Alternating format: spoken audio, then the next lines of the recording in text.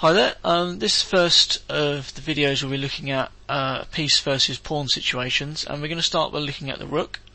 The rook is the piece that has the highest winning chances, and there are a couple of different techniques that the stronger side can use to try and win these endgames with the rook. And the most common one is the one we're going to see in this video, which is where the rook basically pushes and bullies the weaker king around and pushes it into a situation where it can then sacrifice itself for one of the weaker side's pawns and create a winning king and pawn endgame. And this is usually what happens in the situations where one side has an extra rook, because there are generally a couple of pairs of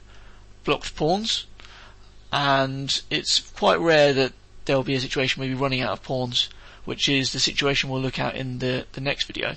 But this one, you start by just kind of pushing the king back, creating a box around the king, and then slowly making that box smaller.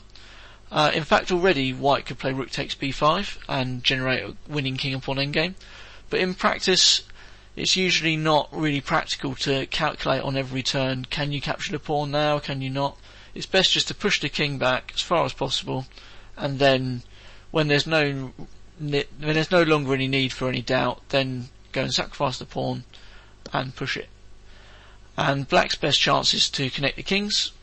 but now we're already back into quite a basic endgame which we covered in the first series. White plays queen f4, creates a path for the king, f3 g4, and then follows that through,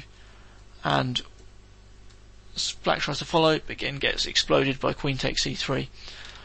So that's the most common technique that you'll have to use when you have an extra rook,